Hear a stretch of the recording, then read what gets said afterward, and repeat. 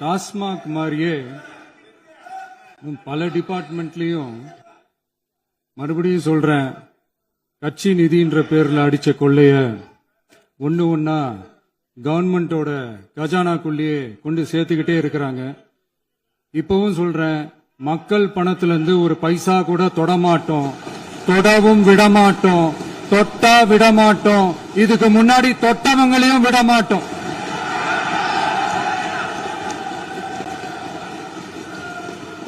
ஒவ்வொரு ஊழலா வெளியில வரும் போலே, ஒவ்வொரு வேஷமா கலைஞ்சிரும் போல இங்க இருக்கிற நிறைய பேரு நடுங்கி போய் இதுல நம்ம மேல அவதூறு வேற. இப்ப புதுசா ஒரு வெப்பன் ஒண்ணு கொண்டு வந்திருக்காங்க. அது என்ன தெரியுமா? அவங்க தயவால தான் நம்ம ஆட்சி நடக்குதாம். மக்கள் தயவால இந்த ஆட்சி நடந்துகிட்டு இருக்கு. மனசாட்சி உள்ள சக்திகளோட ஆதரவால இந்த ஆட்சி நடந்துகிட்டு இருக்கு. நாங்க தான் அனுப்பி வச்சோம், நாங்க தான் அனுப்பி வச்சோம் அப்படின்றாங்களே. அனுப்பி வச்சவங்களுக்கு மினிஸ்ட்ரியில இடம் கொடுத்தா ஏன் கதறீங்க? ஏன் இவ்வளவு கோவம்? ஏன் இவ்வளவு கதறல்ஸ்? இதுல இன்னொரு முக்கியமான விஷயம், மார்க்சிஸ்ட் கம்யூனிஸ்ட் கட்சி நமக்கு ஆதரவு கொடுத்தது சுயேட்சையா எடுத்த முடிவுன்னு சொல்றாங்க. அதே மாதிரி இந்திய கம்யூனிஸ்ட் கட்சி நமக்கு ஆதரவு கொடுத்தது சுயேட்சையா எடுத்த முடிவுன்னு சொல்றாங்க.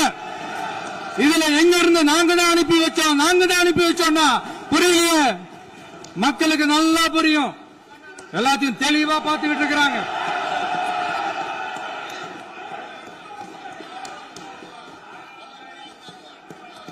முதலமைச்சர் கண்டிப்பா பண்ணலாம். மாண்பு முதலமைச்சர்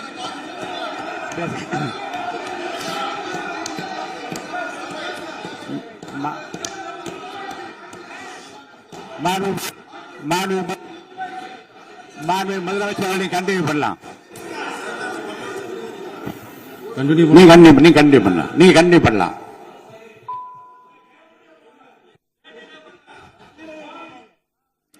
இந்த சமூக நீதி அரசு, சமூக நீதி அரசுன்னு சொல்றவங்களை பார்த்து கேட்கிறேன், நம்ம பட்டியலின சகோதரர்களுக்கு எத்தனை அமைச்சர் பதவி கொடுத்தீங்கன்னு கொஞ்சம் சொல்ல முடியுமா?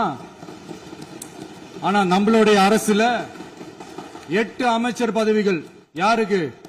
நம்ம பட்டியலின சகோதரர்களுக்கு. எல்லாம் நம்ம அண்ணன், நம்ம தம்பி, நம்ம தங்கச்சிங்க.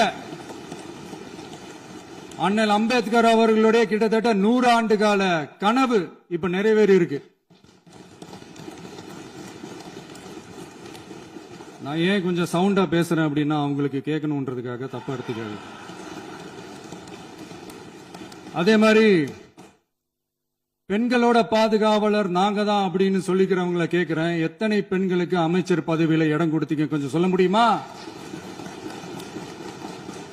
எங்க அரசுல 4 சகோதரிகளுக்கு அமைச்சர் பதவி கொடுத்திருக்கிறோம்.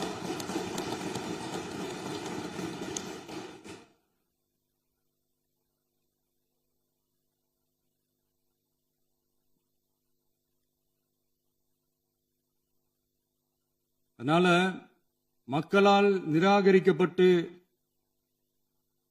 மக்களால் அகற்றப்பட்டவங்களுக்கு ஒண்ணு சொல்லிக்கிறோம், தப்பே செய்ய மாட்டோம், ஊழலே செய்ய மாட்டோம், நேர்மையா தான் இருப்போம், நியாயமா தான் இருப்போம் அப்படின்னு சொல்றவங்களால மட்டும்தான் கூட்டணி ஆட்சி அமைக்க முன்வரும்.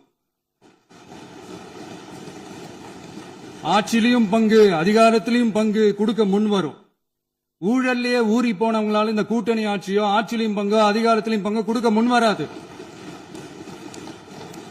மெஜாரிட்டி இருந்தாலும் தரமாட்டாங்க, மெஜாரிட்டி இல்லனாலும் தரமாட்டாங்க. கேட்டா ரெடிமேடா ஒரு பதில் ஒண்ணு வச்சிருப்பாங்க, கூட்டணி ஆட்சியை மக்கள் விரும்ப மாட்டாங்கன்னு. அதே மக்கள் தான் இப்ப அவங்கள பார்த்து சிரிக்கிறாங்க. நான் பதவி ஏத்த அன்னைக்கு கொஞ்சம் டைம் அவகாசம் கேட்டேன். எதுக்கு கேட்டேன்? நிதி நிலைமை எல்லாம் கொஞ்சம் மோசமா இருக்குது, அதெல்லாம் கொஞ்சம் சரி செஞ்சுக்கிட்டு படிப்படியா கொஞ்சம் கொஞ்சமா நான் கொடுத்த வாக்குறுதிகள்லாம் செயல்படுத்துவேன், அதுக்காக கொஞ்சம் டைம் அவகாசம் கேட்டேன். நான் ஏதோ வேற எதுக்காகவோ வேற யாருக்காகவோ ஏதோ அவகாசம் கேட்ட மாதிரி. அடுத்து இங்க சபையில இல்லாதவங்களை பத்தி பேச வேண்டாம்னு நினைக்கிறேன்.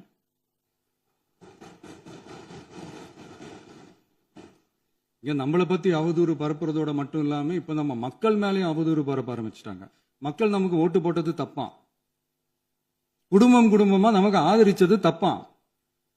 இது இப்ப இல்ல, நான் சொல்றது எம்ஜிஆர் அவர்கள் காலத்திலிருந்தே. அப்பவே அவர் ஜெயிச்சப்போ அதே மக்களை தப்பு தப்பா பேசுறது. மக்கள் என்ன பண்ணிட்டாங்க, எம்ஜிஆர் என்ன பண்ணிட்டாரு, எம்ஜிஆர் என்ன இது பண்ணிட்டாரு. 50 வருஷமா ஒரே டெக்னிக்கா.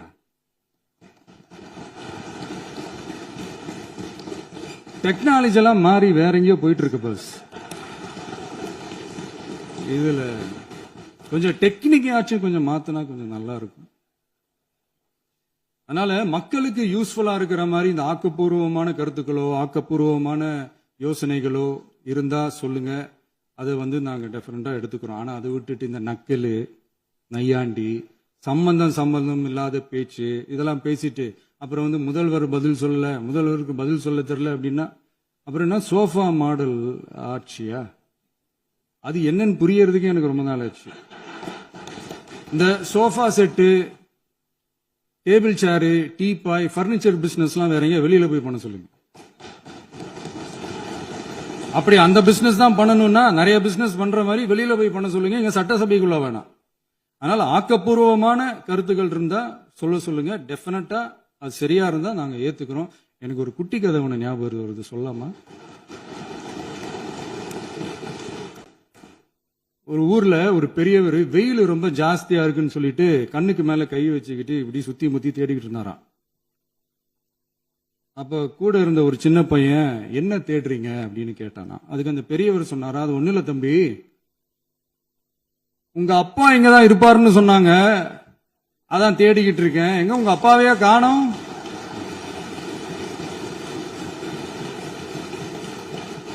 இல்லங்க, எங்களுக்கும் நக்கலா நையாண்டியா சம்பந்தம் இல்லாத குட்டி கதை இதெல்லாம் எங்களுக்கும் பேச தெரியும்.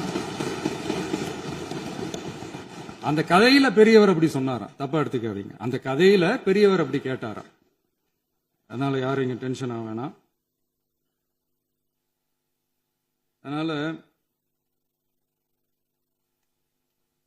இன்னொரு இந்த என்னுடைய உரையை முடிக்கிறதுக்கு முன்னாடி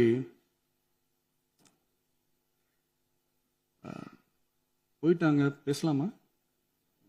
உங்க கருத்துக்களை நீங்க முழுமையாக மன நிறைவோடு பேசலாம். டிவியில் பார்ப்போம். சரி, அதான் 5 நிமிஷம் பேசுனதுக்கே கொளத்தூரி இந்த ஆட்டம் அடிச்சு பேசுனா அப்புறம் என்ன பண்றது? கடைசியா நான் இந்த உரையை முடிக்கிறதுக்கு முன்னாடி ஒரு முக்கியமான ஒரு விஷயம் பத்தி சொல்லணும். ஆளுநர் உரை அன்னைக்கு இந்த தமிழ் தாய் வாழ்த்துக்கு அப்புறம் தேசிய கீதம் பாடினது தப்பு, தேசிய கீதம் 2 முறை பாடினது தப்பு. அப்படி ஒரு நிகழ்வு இதுக்கு முன்னாடி இந்த சட்டசபையில நடந்ததே கிடையாது. அந்த மரபையே மாத்திட்டீங்க. இப்படி ஒரு பெரிய ஒரு போர் மாதிரி எதிர்கட்சியை சார்ந்தவங்க எல்லாம் சொன்னாங்க இல்லையா? அந்த மாநில உரிமை போராளிகளை, அந்த மரபு காக்கிற உரிமை போராளிகளை ஒரே ஒரு கேள்விதான் கேட்கணும். 2021 ஆகஸ்ட் 2 ஞாபகம் இருக்கா? Centenary celebration of Tamil Nadu legislature. அந்த ஃபங்க்ஷன்ல நம்ம முன்னாள் முதலமைச்சர் கருணாநிதி அவர்களோட கலைஞர் அவர்களுடைய கலைஞர் அவர்களுடைய புகைப்படத்தை மாண்புமிகு குடியரசுத் தலைவர் திறந்து வைக்கிற ஒரு ஃபங்க்ஷன். அந்த ஃபங்க்ஷன்ல national anthem followed by Tamil Thai Vazhthu அப்படின்னு அறிவிச்சது ஞாபகம் இருக்கா? அதாவது தேசிய கீதத்துக்கு அப்புறமா 2வது முறையா, நோட் திஸ் பாயிண்ட் மாண்புமிகு பேரவைத் தலைவர் அவர்களே, பிளீஸ் நோட் திஸ் பாயிண்ட். தேசிய கீதத்துக்கு அப்புறம் 2வது முறையாக தமிழ் தாய் வாழ்த்து பாடப்படும் அப்படின்னு சொன்னது ஞாபகம் இருக்கா? அதுவும் முத்தமிழ் அறிஞர் அப்படின்னு சொல்ற நம்ம கலைஞர் அவர்களுடைய அந்த புகைப்படம் வெளியிட்டு விழாவில் அவர் இருந்த இதே சபையில தமிழ 2வது இடத்துக்கு தள்ளினது யாருன்னு ஞாபகம் இருக்கா? அது மட்டும் இல்ல, அந்த தேசிய கீதத்தை நாட்டுப்பண் நேஷனல் ஆந்தம்னு சொல்லி அதே ஃபங்க்ஷன்ல கடைசியா ஃபங்க்ஷன் முடியும் போது செகண்ட் டைம் தேசிய கீதம் பாடினதும் ஞாபகம் இருக்கா? இதே அவையில் தான் அது அவை குறிப்பிலும் இருக்கிறது. இதே அவையில் தான் நடைபெற்றது. இந்த book- தக்க நேரத்தில் இந்த ஆதாரங்களை அளித்த மாண்பு முதல் அவர்களுக்கு நன்றியை தெரிவித்துக் கொள்கிறேன்.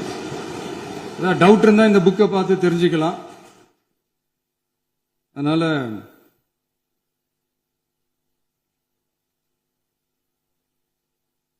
இதெல்லாம் கேட்டா என்ன சொல்லுவாங்கன்னா, அது ஜனாதிபதி கலந்துகிட்ட ஃபங்க்ஷன், அதெல்லாம் அப்படிதான், அதெல்லாம் கண்டுக்க கூடாது அப்படின்னு சொல்லுவாங்க. இதே மாதிரிதான் பேசுறது ஒண்ணு, செய்யறது ஒண்ணு, செய்யறது ஒண்ணு, பேசுறது ஒண்ணு. இதெல்லாம் மக்கள் பார்த்துக்கிட்டு இருக்காங்க. எலெக்ஷனுக்கு முன்னாடி தான் அப்படி செஞ்சுக்கிட்டு இருந்தாங்க. இப்ப எலெக்ஷனுக்கு அப்புறம் அதே தான் செய்யறாங்க. இந்த விஜயையும் சாமானியர்களின் உண்மையான சமூக நீதி அரசையும் அவமானப்படுத்துறதுக்கு தான் அவங்களோட அந்த பொலிட்டிக்கல் சீனியாரிட்டி அது பயன்படுத்துது போல. சரி, செய்யட்டும் செய்யட்டும், நல்லா செய்யட்டும். இப்போ ஆனாலும் நம்மளுடைய மாநில உரிமை, மொழி உரிமை, உத்தம உத்தரர் போல வேஷம் போடுற எதிர்கட்சிக்கு ஒன்றை மட்டும் ஆணித்தரமாக சொல்றோம். உங்களை மாதிரி தமிழ்னு சொல்லிக்கிட்டு, மொழி, பண்பாடு, கலாச்சாரம்னு சொல்லிக்கிட்டு ரெட்டை வேஷம் போடுறவங்க நாங்க கிடையாது. உலகெங்கும் வாழும் என் தமிழ் சொந்தங்களுக்கு நம்முடைய உத்தரவாதம் தமிழ் தான் எங்க உயிர் நாடி அப்படின்றத மறக்க மாட்டோம். இப்பவும் சொல்றோம், மாநில உரிமையில எப்பவும் உறுதியா இருப்போம். அதே சமயத்துல அரசியல் வேற, ஒன்றிய மாநில அரசுகளுக்கு இடையே இருக்கிற நிர்வாக அணுகுமுறை வேற. இதுல நாங்க ரொம்ப தெளிவா இருக்கிறோம். அதனால எங்களுக்கு பாடம் எடுக்கிறதா நினைச்சுக்கிட்டு உங்க வேஷத்தை நீங்களே கொஞ்சம் கொஞ்சமா கலைச்சுக்கிட்டே வர்றீங்க, மறந்துடாதீங்க. அப்புறம் நேத்து எதிர்கட்சி தலைவர், மாண்புமிகு எதிர்கட்சி தலைவர் பேசும்போது நிறைய பேசினாங்க. அதுல ஒண்ணு மட்டும் அரசு சொல்றதா நினைச்சுக்கிட்டு நம்மளை இன்டைரக்டா ஈவில் அப்படின்ற அந்த வார்த்தையை யூஸ் பண்ணாங்க. எனக்கு ஒன்னே ஒண்ணுதான் சொல்லணும்னு தோணுது. ஈவில்ஸ்னு டெவில்ஸ் பேசக்கூடாது.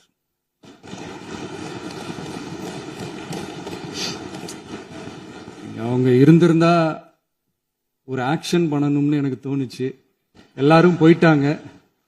பர்மிஷன் பண்ணலாமா? இப்பவும் பண்ணலாம், ஒன்றும் தப்பு இல்லை.